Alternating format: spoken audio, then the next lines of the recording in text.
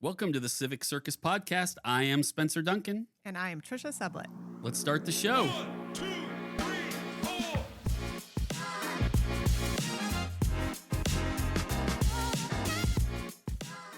So before we get into this, you just got back from a very nice looking vacation, right? Alaska and other parts. Is that where you were? Yeah. So we got to go on an Alaskan cruise. And what I tell people is we took a lot of naps. A rocking boat is so relaxing. I guess that's why in the 80s they sold so many waterbeds. My parents had a waterbed in the 80s. Those, yeah. But yeah, gorgeous country up there. If you've never been, put it on your list. We haven't. People have always said, you should go up there. It was more amazing than I could expect it. And the coolest part was we went on a little fishing excursion and the guide would the fish that we weren't going to keep, he would toss them out on the boat and these bald eagles would swoop right by the boat and grab them in their claws. And I was like, that was amazing. That's crazy. Yeah. Was it just you two? Did you take the kids? Oh, no, the kids got to stay here. Okay, yeah. They got to stay. Yeah, they're probably like, what? You didn't take us? Oh, yes. My son does that. Now, he's 11, but when we go places every once in a while, we're like, it's just Mama, it's just for a weekend. Oh, when are you going to take me? We're like, eventually. Another time. Which the smart kids are like, I think eventually means never, but it's okay. Yes. We just needed a little getaway without them and recharge our batteries. So, well, thank you for being here. We do appreciate it. As we always do on the show, we'll put the spotlight on you here in a little bit, and I'll let you put the spotlight on me a little bit. But before we do that, we always like to lead off with just a couple of things that people are talking about that I always try to, since this is a weekly deal, try to get out there. And the first one is we're looking at our budget, which has a lot of issues, and although they're not as bad as we originally thought. That's the good news for the world is our $17 million deficit has already been whittled down to maybe 10 or 12, which is a good start. We got a ways to go. But one of the areas that we have talked about for years putting more resources into is that we have a mental health unit that goes out with several shifts of our police department. Now, we have 3 police department shifts, and there's only 2 shifts that have one of those units, and it's only 1 unit. Several of us, of course, would like it to be all 3 shifts and more than 1 unit because we think that necessitates that. But point is, there's a budget issue with that as you do that because you have to pay those people to do it. It's a team. It's its own sort of unit. But you, and as we'll talk about later too, though, you work in the mental health field. So, I mean, can you talk about the importance you think that could play in helping our police department and our citizens of having those mental health folks along for the ride with the officers on those calls? Yeah, sure. So first of all, thank you for having me. Yeah. This is an honor to be here. I do have some thoughts on that because, the first thing we always think about is the budget. Yeah. And I wonder in the long run how much this would actually help our budget more than hurt our budget because we would spend money on the front end for this prevention resource rather than the back end of all of the other costs that come with. Because there are a lot of costs there, and they're not line item, what you call line item costs, but they're there. I mean, they do add up in other areas. They're just not their own budget line. The first thing that comes to my mind, actually, I stole this from a therapist years ago, and I repeat it now so many times, but it's no behavior is for no reason. Yeah. And I use that with my kids. I use that with pretty much anything, but the idea is that if there's an issue that somebody is experiencing, it's probably coming out in their behaviors. And it might not be as much of a choice as we think. Yeah. Like I think my kid's acting crazy, but then I realize he's hangry. Well, the hunger and the anger dysregulate him enough that he can't manage his outward behaviors. So with this mental health unit, if they're able to help kind of identify the underlying needs faster, will that decrease some of the strain on the back end of our systems? Yeah.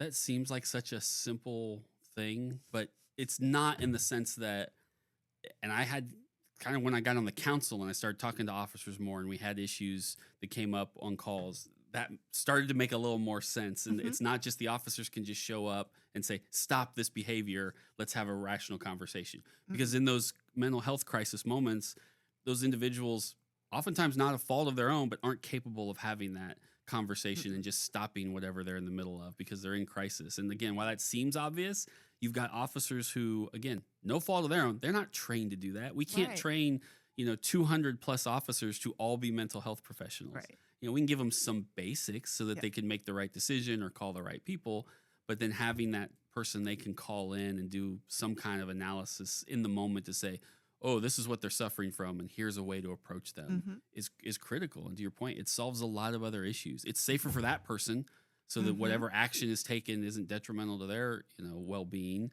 It's better for our officers because then they know they're doing the right thing, and hopefully there's a better resolution.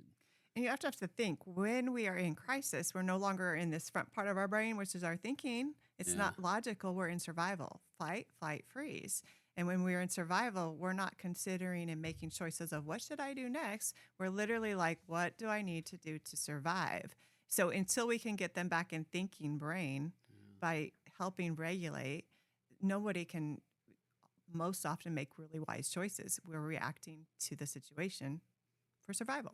And we have some groups out there, a group or two, are trying to put together what they call a street team to sort of address those. Now, then you get into the conversation of should there be an officer with them, should there not? And you get both sides of the conversation. And I understand both takes. You've got folks who say an officer can escalate the situation just by being there, which is correct. I've also talked to mental health professionals who say, yeah, but I don't feel safe without at least one person there who is an officer or has some law enforcement in case things do go to a point where I'm not able to. So I think both sides are valid. I think our decision becomes, as a governing body, which piece of that do we invest in? Although we could probably do both. I think we could probably add to our teams and then also support the work of those other teams, which helps them and still saves us a bunch of money. It's us giving them the money, but it saves us a lot of other costs. Yeah, it's the equipping on both sides, probably. Yeah. And another thing that I think about is when, like, I always use my kids as an example, but when they're dysregulated, often that comes out at me. Yeah. And now my emotions are involved, and sometimes that pushes me into this survival mode too. And so when we escalate that situation, now both sides are actually reacting more than responding. Yeah. And it does create a little bit more charged situation, which can lead to higher harm or higher risk. And we have seen that. I mean, Of we have course. seen that in this community, just like a lot of other In communities. any community. Yeah, but I think the ones who have been able to develop some system, and I haven't talked to a single officer, not one who said, "Oh, that's a terrible idea. I don't want more help out there from people who aren't officers." They all say, "Yes, please. We will take that in a heartbeat." Which is awesome because that means we all recognize, hey, here's kind of where I'm out of my lane. Yeah. Somebody else's expertise needs to step in. Yeah, because it's I like I said, I'm not a police officer. There's a lot of good reasons why not, but I mean, I can't imagine. There's times I just can't imagine what it's like to be in that situation for both sides of it. So. Yeah. Well, we'll look at that budget wise and see if some of us can, because to your point, I think we do sometimes look at it too black and white and not look at the other savings and both humans, the human piece of it, but then also just there's other savings in these other parts. Don't just look at it from a strict black and white sounds easy. Yeah, right. Well, yeah. I wish it was that easy. I wish it was all black and white. It's so complicated. So the second thing to talk about is our form of government. Nobody understands our form of government. Don't worry. You won't be alone if you don't. And the reason we bring it up now is sometime in the next, I don't think it's next week, but sometime in the next couple weeks, the council will get a briefing from this citizens advisory group that's put together every 10 years to look at our form of government and make recommendations. Okay. Now, we are in the form of government we're currently in, which is a strong city manager. We're in about 25-ish years of that, which is relatively young considering we're 100 plus years old as a city. Yeah. So in Kansas, there's really 3 standard forms of government. There's a strong city manager form of government, which is what we are, city council, mayor, who give direction to the city manager to basically run the day-to-day operations.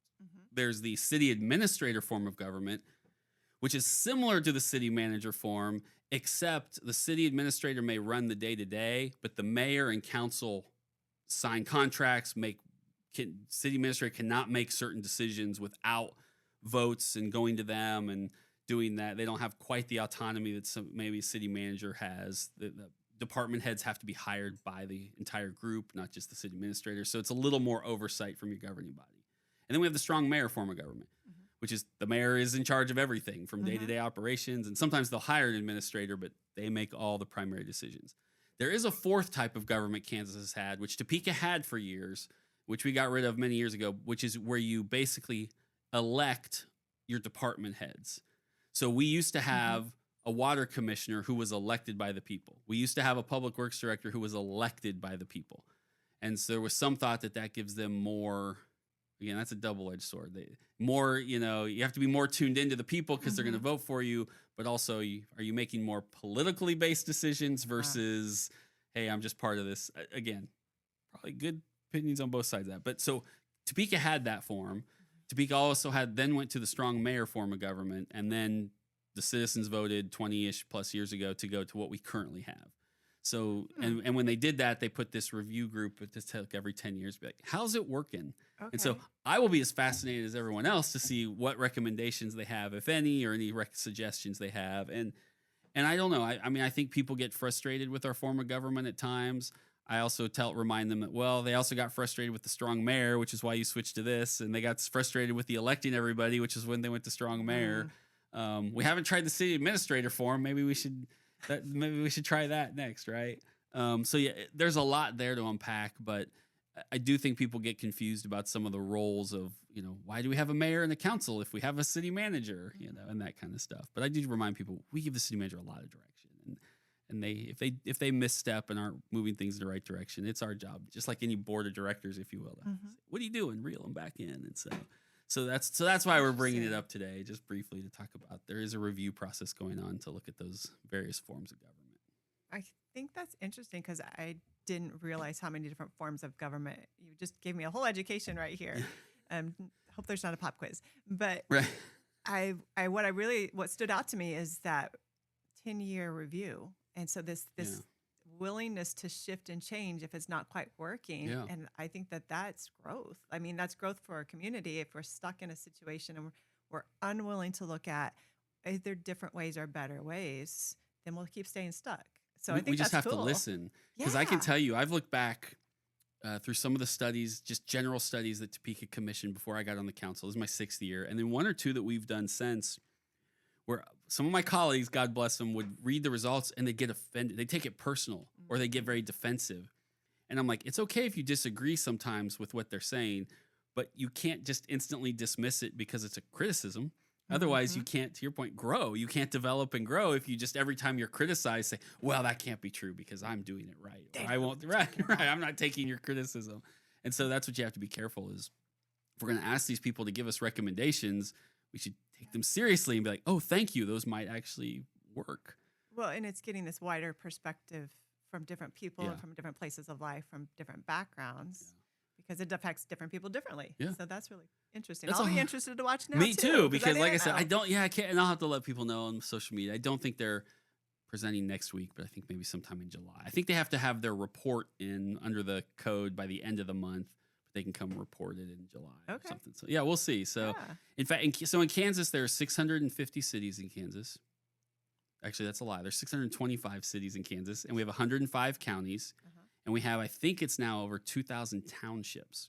Oh. And each of those have their own structure. Yeah. So counties elect commissioners who also then within that structure, they elect everything from your clerk to your sheriff to your, everybody. And then the townships, they elect boards who then run the little townships. Kansas at one point, I think we still do, but at one point had more forms of government than any state in the United States. And the irony of that is we did that because of our distrust of government. Huh. We all wanted to separate from the larger. So you had the feds and then you had the state, and then everyone said, well, I don't trust the feds and I don't trust the state, so I'm going to create my own county and I'm going to create my own city. Well, I don't even like the cities. I'm going to create my own township, right? So we created all these units of government out of a distrust of government. So I'm not sure how that's interesting. So it's one of those fun facts of Kansas. Yeah. And now we're trying to untangle all that as we work through, because as populations shift, you get some who have, we have a couple cities that have less than 100 people, their entire population. I believe that because I grew up in Western Kansas. And so 300 people in my town. Yeah. And I'm like, I wonder how many are there now. Not many, because the school's gone, so there's nothing left. Yeah, right. A lot of farmers and a lot of rural community. Yeah. Which you need. We need farmers because we actually, need to grow some crops, and we need to, raise some cattle, and it takes land and open space, but not room for people. And so don't need a big, it's hard to, how do you pay for a water department if you don't have any people to help you pay for a water department? Yeah, and that's what a lot of cities, particularly in Western Kansas, struggle with. Yeah, that's interesting. Yeah. So lots of government, way too much government. All right. So let's flip that spotlight to you as promised. So I ask everybody when we start, talk to us about your connection to Topeka. How'd you end up here? Some are from here, some aren't, but we always like to know, what is your connection to Topeka now? So I grew up in Kansas, in Western Kansas, but then when I married Jonathan, I moved to Texas, and then he got relocated here because he started the Fellowship High Crest Church. But when he started that church, he also said, I also want to start a non-religious nonprofit so we can holistically change our neighborhood. Yeah.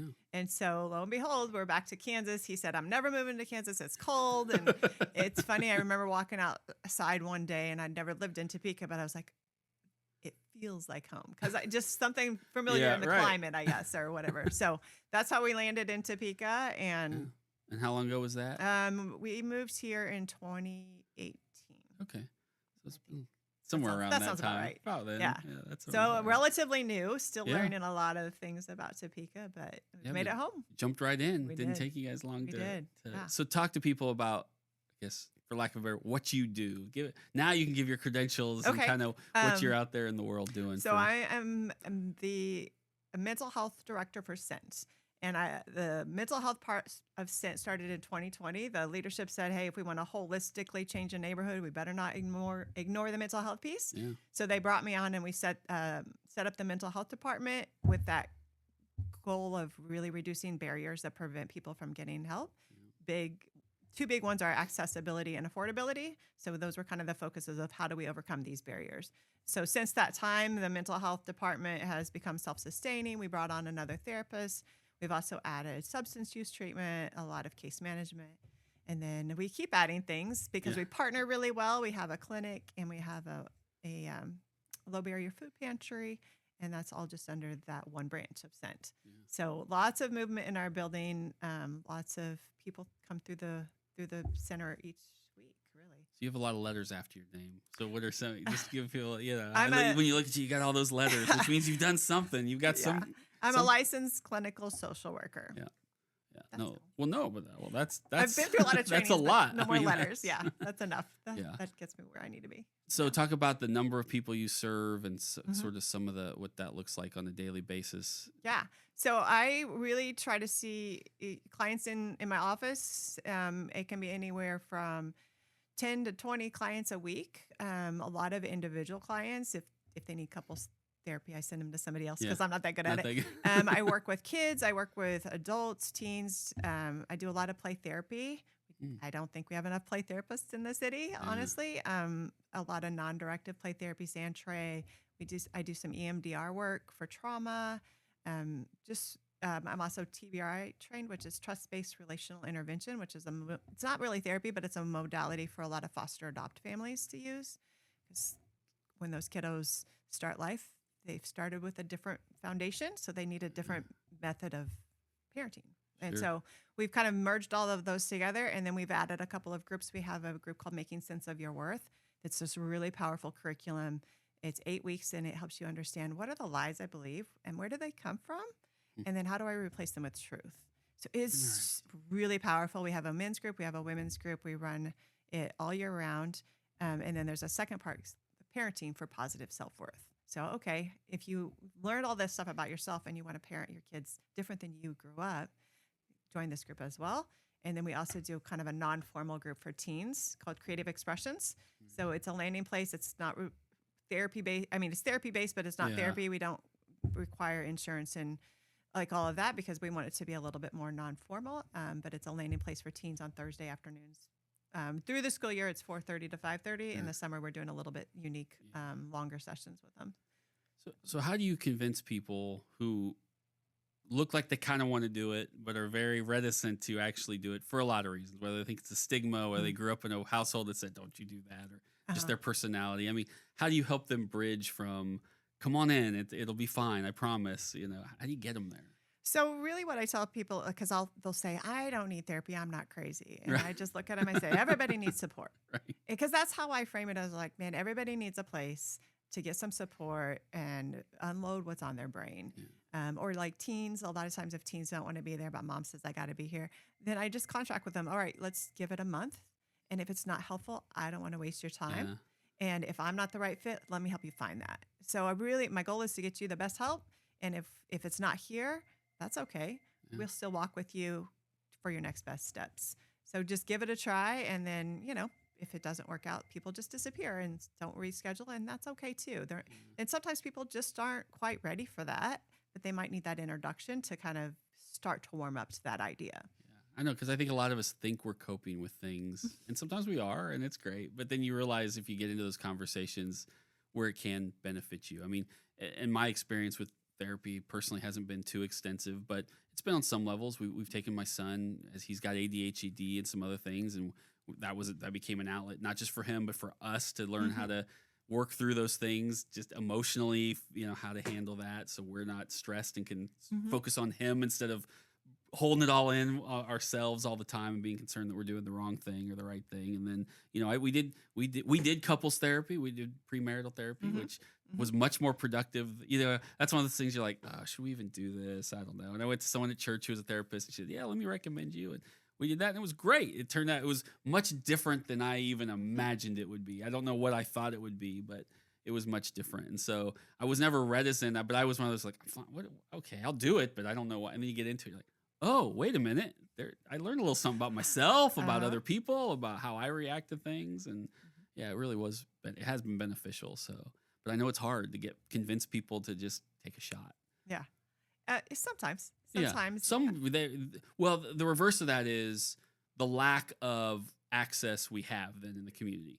There are those people who would like to utilize it, who need it, and we have some great programs, right? We do in this city. And so whether it's, family service and guidance, which is now merging with Vallejo, and the work you folks are doing and a couple others, but even that capacity is still smaller compared to the need for people who say, yeah, I'd love to do it, but I either don't have the insurance to cover it. I can't, there's only so many low cost or no cost services available, and they're maxed out. Yep. And so the flip side of that is, yeah, you're right. There are people who would like to do it. They don't have the access right now.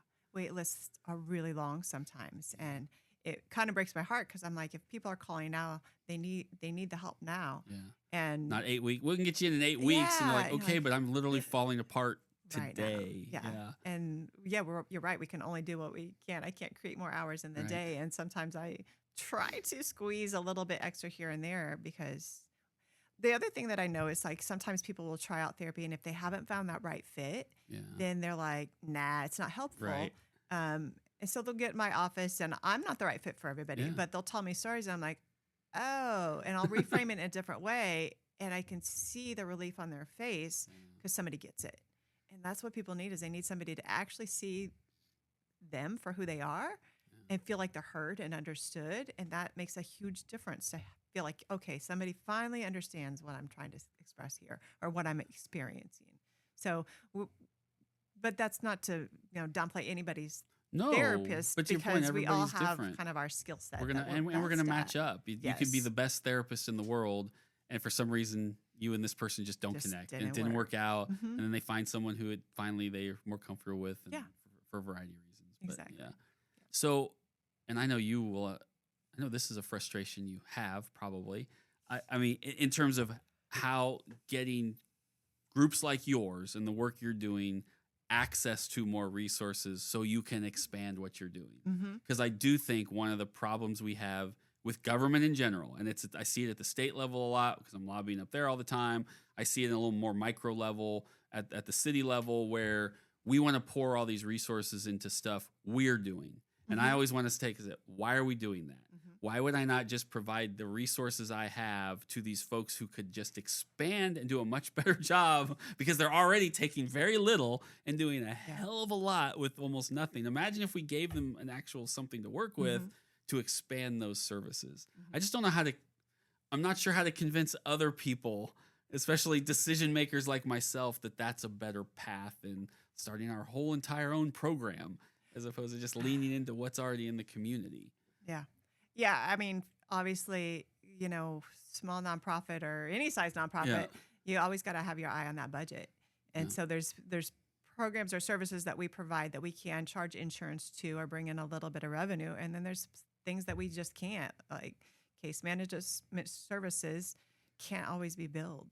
And our pantry is free. I mean, so there's always this need to figure out, okay, what's our next source, or how do we partner well? And I think that's one of the reasons why, like, at Scent, we don't try to do it all. Yeah. We try to partner really well.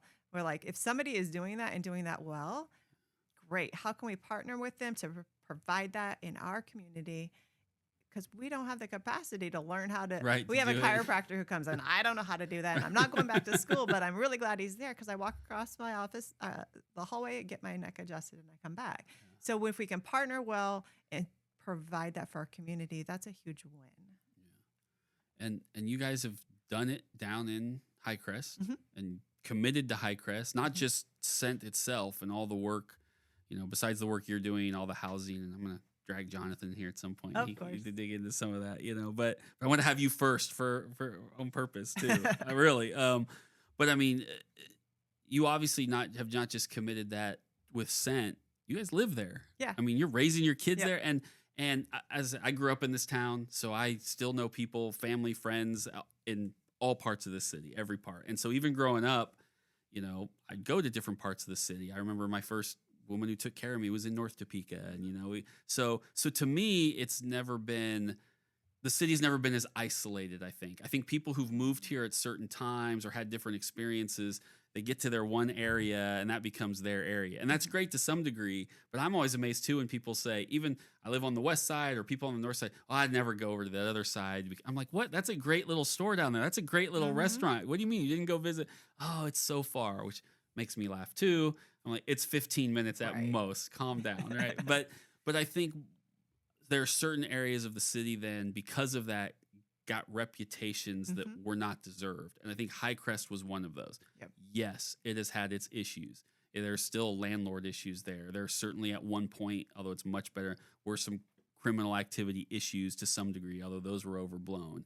And there are certainly areas of Highcrest that need revitalized. But that does not make Highcrest a bad area to live and grow, right? But that is one of those reputations that stuck to it. And folks like you have worked very hard to say, wait a minute, if there's folks like us here, it's not as bad as you think, and we can fix what's broken. And that's what community is to some degree. So just talk about when and how you made that commitment moving back here in 2018 and say, yeah, we're not going to just have Scent and the church in here. We're going to live here too.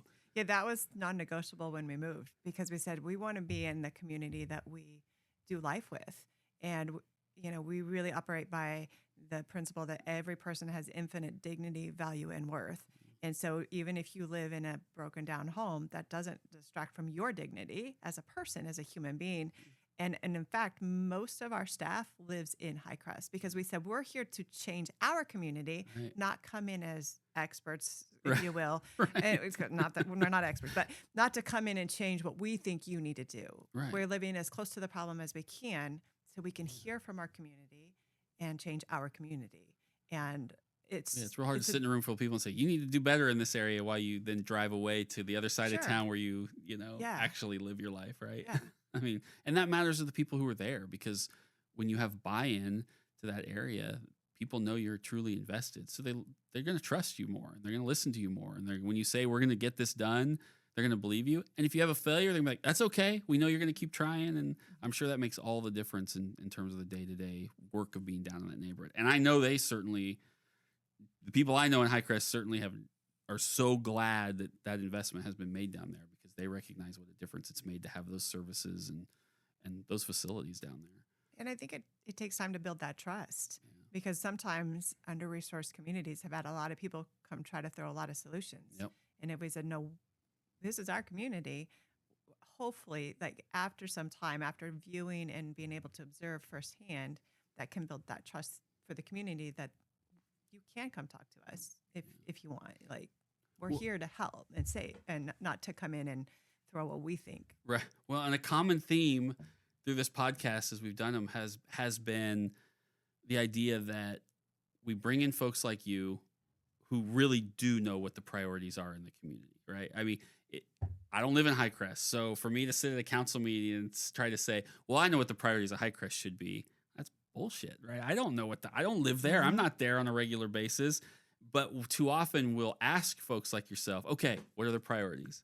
And then we'll still do what we think the priorities are. Yeah. And it's breaking that cycle of, at some point, if you're going to talk to the people who really know the community, you have to trust them too.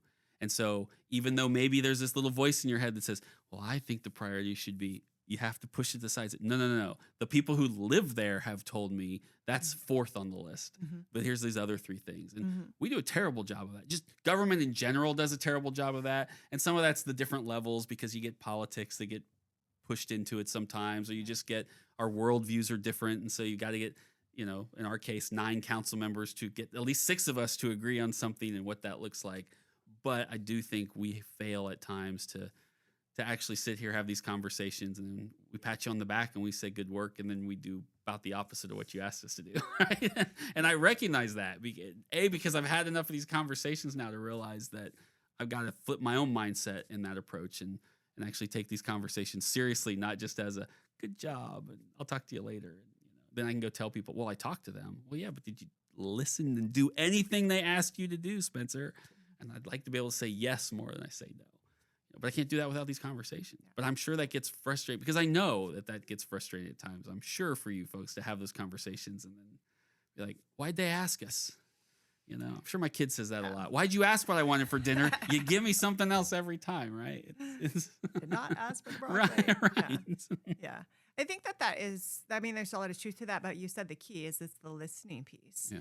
But the hard part about that is when we listen, sometimes the answer is much more complicated or difficult than the solution that I already had in mind. Yeah. And so, and not point my finger at government or anybody. I think that's it's for okay. all of You us. can point at the government. If my kids come and they're like, okay, actually, here's what I wanted to do. I'm like, whoa, but I had this in mind. Right. That takes a lot more planning and money and effort and this and this and this. And so sometimes we feel stuck. Yeah. Well, yeah, and then you still just show up and you do what you do every day, and you hope that we can keep plugging away and do it. Yeah. So besides money, which we've already established is always the big one for everything, where are you trying to prioritize or put resources for what you're trying to get done down there to keep it, A, surviving, and B, moving forward and developing over time? So, of course, we're always looking to build partnerships. We're looking to build partners who want to join us in the work, donate time, donate money, volunteer. Our pantry efforts take a lot of volunteers week in and week out. Just to run one shift, I think we need at least, I don't remember, 8 to 10 volunteers. Oh, okay. And so there's just always ways to plug in. And really what we would invite people to do is just come and sit in one of our partnership plate breakfasts. Oh, yeah. We do them once a month on a Friday morning. We feed you a little bit of breakfast and we just give you a taste of what our building is like, what our services are like. We let you kind of do a little tour so you can see, okay, what do I do and how might that match what the needs are in the community, and is there a partnership there? All right. Well, one of the things I ask everyone to do is to bring me a couple of questions. And I always say, I don't want to know what they are so people can see in real time if I am a fool or, I got some kind of answer for you. So. Okay. So I was thinking about this, and recently our teams are in the process of updating a tool that we use. Is called the SWOT analysis. You might be familiar SWOT. with that. Oh, yeah. So I was like, okay, so it's one question with multiple parts. When you think about the SWOT, the strengths, the weaknesses, the opportunities, and the threats, can you identify some of those areas for Topeka as a whole? Yeah. All right. So I got to write this down. Okay. See So my strengths, we can go through one by one. I know it. But yeah, strengths. Yeah, I can do it. So I do think, and this sounds generic and cheap every time you say it, but we really do have strong communities within the city of Topeka. Mm-hmm. And we kind of talked about the siloing earlier, but to some degree, those can also be beneficial because they understand this is what South Topeka, North Topeka, the High Crest area, West Topeka need, and those groups exist. And I think we fail to lean on them, whether that's through the NIA process, just through the organizational process. I also say we have a lot of really strong nonprofits in this community. Part that's the benefit of being a capital city. A lot of good cities have that, but being the capital city, you get a few more that migrate this direction. And so, but we don't lean on them at all. That'll be a weakness, I guess. But a strength is having that infrastructure already in place is wonderful. That traveling to a lot of other cities, which I do in my job with League of Municipalities, I see cities they're dying for that sense of community or those groups to utilize, or those nonprofits in their community to even exist. And so that is a big strength for our community. Yeah. And that's that's amazing to hear from a higher level, to be able to see some of the strengths that different communities can bring.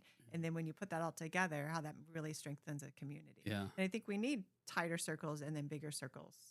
We do, because again, each one you mentioned, we can't be experts at everything, and nobody should be expected to be an expert on everything. Yeah. So you got to build those coalitions and relationships to bring people to the table to say, okay, this is where you're good at, this is where you're good at. Now, how do we all play along and understand that we have our part to play? Yeah. And you got to find groups willing to do that, and most are.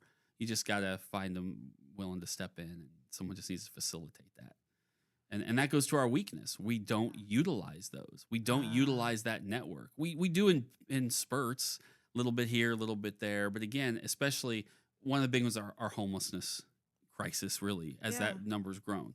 We have lots of nonprofits who do pieces of that. Some can clothe, some can feed, some can help with housing, some can help with, mental health. So, and we're doing an okay job, better day by day of bringing folks together. But we also then get these proposals to, well, we should create this. And I said, no, I don't need to create it. I need to give the groups in my community who are already doing it the resources they need. So I think that weakness is the fall back on ourselves and say, oh, government, the city's got to take care of it. I'm like, well, we do, but not in the way you're thinking about it. We need to do it by utilizing our partners. And sometimes it goes back to trust. Yep. It really is a trust issue. It's when people within the city who are good people who want to do the right thing struggle to say, I now have to trust third parties that I don't really always know that well to do what we're asking. But look, if it doesn't work out, you can pull it back and find a new partner, but you've got to have a level of trust. And so that's our weakness. We don't trust enough. I had a discussion with a colleague of mine who shall remain nameless, and good colleague as a general rule, but we started this group, and it's a citizen-focused group. And one of their concerns was, we're going to let these citizens decide where this money's going to go. Like, it's our money. I said, yes, at some point you have to, one, let them know it's not just our problem. This is a problem that everybody's being impacted. And two, you have to trust other people. You have to hand this off to a group of citizens and say, okay, let's not mess it up. And that is a level of trust, but you have to do it. The 9 of us who are elected, 10 if you count the mayor, and the city manager, can't solve it all on our own. And the 1,200 employees we have in this city do a lot of good work. They can't solve. We're a city of 125,000 people. Utilize those brains and resources that exist in this community. But I get it. It's hard. Trust issues make it. So I think that's our weakness. We're not utilizing that because of a trust problem. Okay. Yeah. I think sometimes the processes for grants actually pit us against potential partners because that money's sometimes too scarce. Yep. And we all need it, And so I think that speaks to that, vying for the piece of the pie rather than, okay, I can take this piece, you can take that piece. Yeah. So grants contribute to the strength, but also could be a threat. Yeah. And sometimes we'll say we don't have the money, which is half true. It's also half not, because part of what we discussed earlier is, but what am I spending over here? And if I could take a little bit of that and give it to some of these organizations who are helping me fight that problem, guess what? I'm going to not have this problem as much, so I'm not going to need all that money over here. Yeah. But again, once you make that decision, people get very, oh my gosh, what happens if this doesn't work? And I always say, well, our budget's year to year, so if it doesn't work, we can fix it next year. Yeah. And if it's a policy we put in place, we meet 3 times a month. So if I do it in January and by March it's not working, guess what? Hey, I'm flexible. Whoops, we screwed up. 8 weeks later, let's change that policy. And we don't get into that mindset enough either. Yeah, flexibility. That's the beauty of local government is we're not Congress and we're not the legislature, which meets 3 months a year and then goes home and they do some other work. But I mean, we meet on a regular basis. So if I do something great, you can see the impact. And if I mess up, hopefully I can fix it quicker because I'm here all the time, meeting on a regular basis. And I think we forget we have that flexibility, and not that we should be doing stuff willy-nilly. Oh, let's try this. It sounds great. But, if everybody kind of thinks it's a good idea, let's do it. Let's see what happens. Yeah. How about some opportunities that you see for Topeka? Yeah, I think there's a couple levels of that. I do think we're a community of 125,000 people, and our biggest opportunity is we're actually a shrinking population.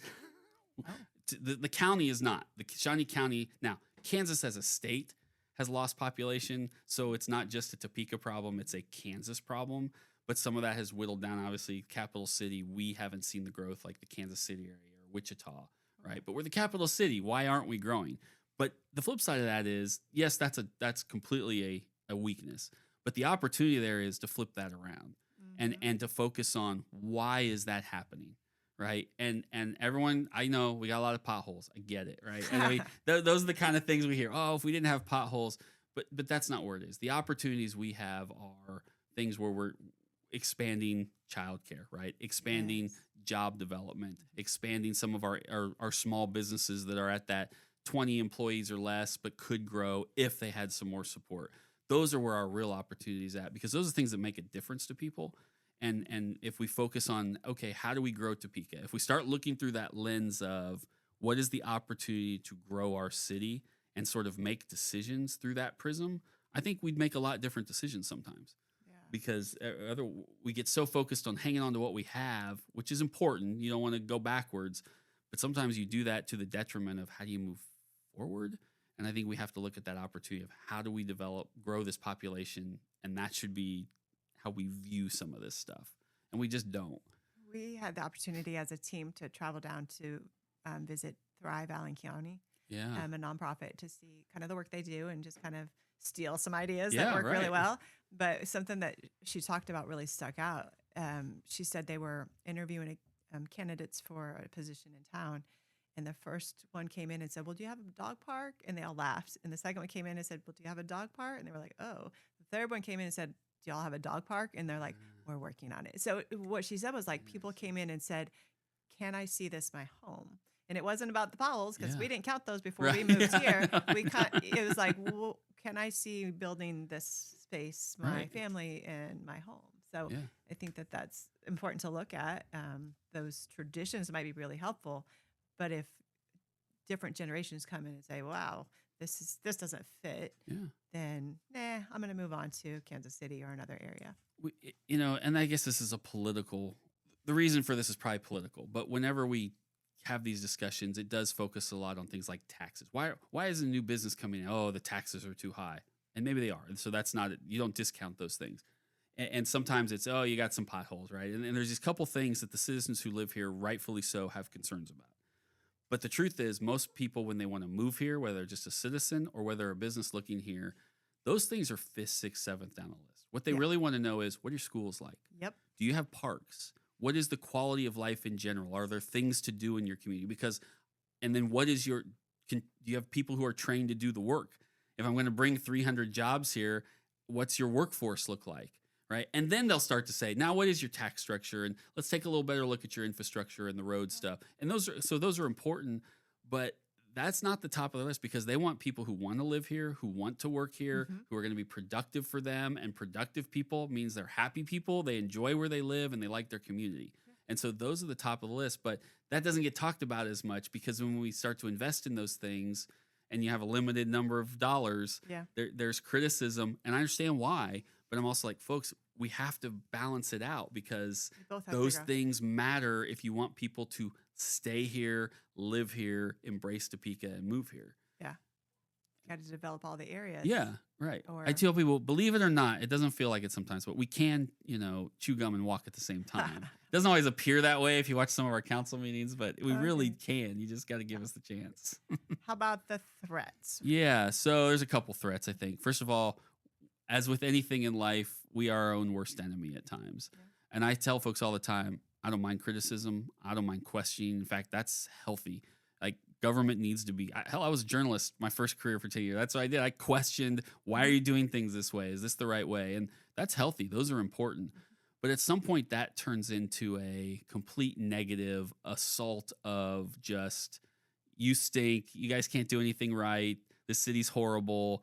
And that crosses a threshold of, some of that you may be right, but how can you productively help us solve that problem instead of just firing off shots on social media or, I don't vote, I don't participate in the process because it all stinks. Well, maybe it stinks because you don't vote and because you don't participate in the process and because you don't believe we're listening to you when we probably are more than you think. And so Mm. I think our own threat, like even our own personal lives, right? Half the mistakes we make are self-inflicted. I think we self-inflict sometimes on ourselves. And then I think the other threat is just, I'll go back to that flexibility issue because I do see it. I think we are gun shy to make certain decisions and to do things differently because you get stuck into a comfort zone. Yeah, is it totally working? No, but it works enough that I can keep the lights on. Okay, that's a way to look at things. Not the way I like to look at things, but sure, that gets you a comfortable way for a while. And then when you either leave office, hey, I did my 8 years and I kept the lights on, or if you're a city employee, you're like, hey, I was there for 15 years and we did good. And part of that's this bureaucracy. Bureaucracy is brutal, and it can beat you down. And if you're not stubborn and willing to understand that you're gonna have rough days, it is not the place for you to be because it is tough some days. But I do think we fail to recognize our ability to take some chances and look at things differently and use that flexibility of local government to try some things out. And you can do that without spending a lot of money, wasting a lot of money, or with some return on investment. And so, we're our own enemies on both those.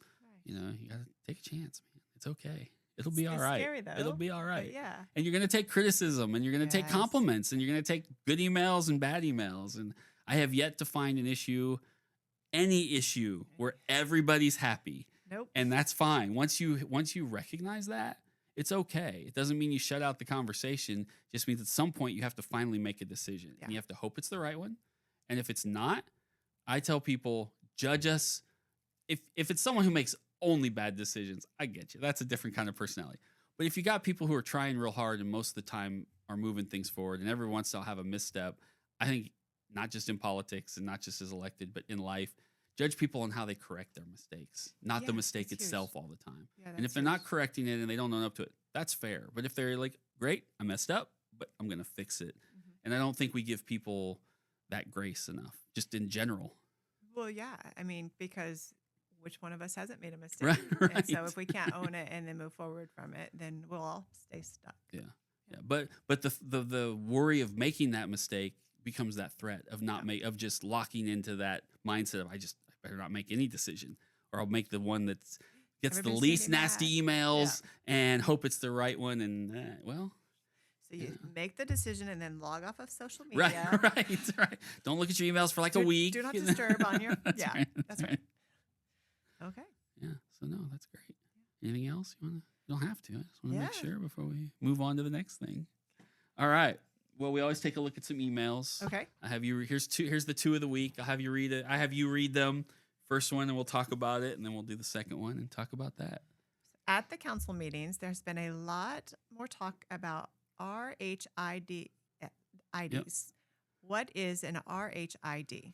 We all love our acronyms, right? And I do realize at council meetings we start throwing around CID, TIF, RHID, and people are probably like, unless they've watched a bunch of council meetings, which that's like 5 people, good for them. But they're like, what are they talking about? Is this good or bad? And so RHIDs were our housing incentive development. Originally, it was the rural housing incentive development, RHID, and now it's the revitalization housing they've changed the name because it's not just rural anymore. Every community can now use them across the state of Kansas. But they are a tax credit that goes to developers who are going to build housing, primarily affordable housing, although it doesn't have to be affordable housing, but that was its original intent. But people can use it for large-scale housing developments. But it was passed by the legislature a few years ago, and so Topeka we have done almost as many RHIDs as any other city in the state. Good news about that is it means we're building some housing finally. They're all starting to break ground, and it is a tax break for that developer. Now, the beauty of the RHID is it's not a city tax break; it's a state tax break, and a federal issue. So, the way the state set up the law was they said we won't approve them unless the local government says it's okay. So they want us as a city to sign off and say, yes, we support this development. We want this development. We've given it all the approvals it needs. It just needs this tax credit to move forward and be developed. And then the state will look at it and say, okay, if the city's on board, if it meets our criteria, we're on board. But RHID, I think over the last 2.5 months, I think we've approved 4 alone. And I think we have 4 more in the queue of people who want to build some housing. Some of it was downtown.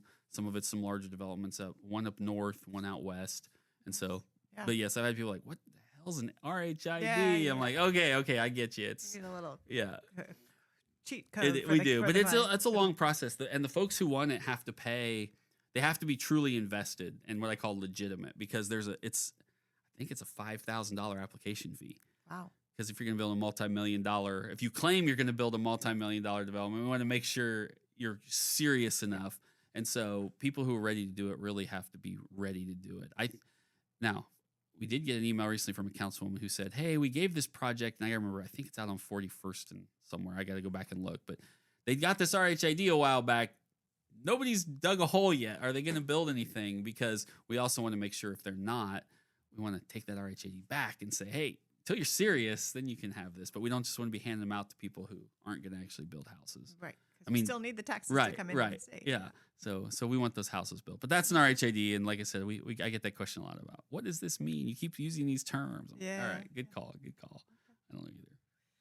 Okay, the next one says, Dear City Council. So this one doesn't seem like it was just to you. No, it was to everybody. It says, do better. I'm serious. Thank you. Well, they were polite. They put thank you Wow, at the end of it. okay. We get emails like that every once in a while, and I always joke, I'm like, do better at what? Like everything? That's fair, I guess, right? But is there a specific issue you're mad about? Like, do you want me to do better?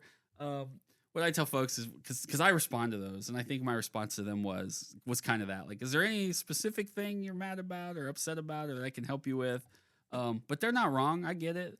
There's stuff out there that people are very frustrated about at times, and they just want to shake us and say, do better, man, do better. But if you're going to take the time to put it in an email and you want it to be constructive and helpful, maybe a little bit of context. Right, just some context. Or, we're all terrible, and that's what elections are for, and you can boot us all and bring in the next people. And I always say politics is, convincing a lot of people you're going to do one thing and then spending the next 4 years disappointing them. And then going back and trying to convince them why, I'm sorry I disappointed you, but give me another chance to make up for it. I actually was having this conversation with somebody today. We do the best we can in the moment with all the information and background and training. Like, we just do the best we can. Yeah. And it doesn't always work out. And there's so many layers that people don't see in all those decisions, I'm sure, because I wouldn't have a clue of all the things you have to consider before making that decision. So it's always going to make somebody mad because they don't know those things. And they would have done it like this without that full amount of information. I will tell you a common email response from me, and I don't know if people read some of my emails and like, oh my gosh, this is long as what the heck was this guy? But I really, at times, before we will make a decision, if I get an email about, hey, why are you considering this? I will try to lay out, this is why it's in front of us. And for me, this is the problem we're trying to address. And here's what I believe are the options, this being one of them. Now, if you don't like this option, great. Here's some other options. Do you think I should take one of these, or what option's not on here that you want? And my goal isn't to make them say, well, you could do a better job. My goal is to say, honest to God, to your point, this is the information I have, and I only believe at this point I have A, B, or C to choose from. I can't do nothing. Nothing's not an option. So these are my three options, and you're right, they all may be problematic. But if you have another one, I'm open to it. Or if not, tell me, should I take A, B, or C? Because I'm about to take A. But if enough of you think I should take B, I'll do it. You just got to tell me. Yeah, what am I missing? Yeah, and 9 times out of 10, the response I get is, oh, I didn't realize that. And they will say, take B. Okay, great. That is helpful through my deliberation. Or at least now you understand what I am trying to process too. And I realize I'm the guy elected to make that decision. And I'm the one who has to finally, but by the way, I can't put this off 6 months and contemplate it. We have a deadline. We have to do it. And so I think most people are helpful, but I think sometimes they do get this long email back from me, and I'm sure their head is like, what is this guy doing? But I do that for that purpose. I want them to know this is the process, and I am open to any suggestions. It gives some transparency. Yeah. That we don't care what you think. We're just making our decisions the way we want. Right. I think because I do think there are times too, and I had this frustration before I got on the council, and I think it still happens at times. We'll have something in front of us that's a relatively, I won't say it's a big issue, we'll call it a medium issue, right? It's not nothing, but it's not one of the bigger issues. And then there's very little conversation, and we vote. People are like, what? Did they even talk about it? Right. Now, what I try to explain to people on some of those issues, well, you're right, but sometimes we talked about it at the meeting before, And so we spent maybe 45 minutes when it was a non-action item, and you just watched the meeting where it was an action item. So we kind of had it. Also, it went through a committee prior to this, and also it was talked about in these community meetings. So you're right. In that moment, when we took that vote, we didn't spend 2 hours debating it, but we also didn't not discuss it. You just didn't know we had these 5 other meetings or watch the other council meetings or, try to give them that context too. That's good. You didn't come in blind and flip a coin. Right. Because I get it. There's times where I remember before I got in, like, that's it. That thing's kind of a big issue. And then people are like, did you watch the meeting before? No. Oh, they talked about it for 2 hours. Oh, okay. All right. I got you. My bad. Yeah, I think that context is really helpful, but we only see our window, right? So that's good to open the eyes to the other layers of things. Yeah. All right. Well, before we wrap it up, anything you want to add or put on our radar or tell us about that we should know about in this world that anything you want to, hey, that's what we're here for, to get the word out. All the things, right? No, I appreciate you taking the time to bring me on and let me share a little bit about the work we're doing and give me some insights too about how things work on a different level and how that affects where I stand in my seat. So thank you. Well, we end with a question of the week every week, and then people can go on Facebook and answer this, or Instagram and answer it on our accounts there at the Civic Circus. This question is, we're heading into the 4th of July season. I will start to get the emails that say, why do you even allow fireworks in the city of Topeka? You should ban them, get rid of them like other communities have. And so the question this week will be, should the city of Topeka ban fireworks? Yeah, I'm sure we'll get some responses, but that is always, so I don't know, do you guys shoot off fireworks? Oh, so actually at our location between Fellowship, Highcrest, and Cent, we host a summer fireworks extravaganza every year, and it is amazing.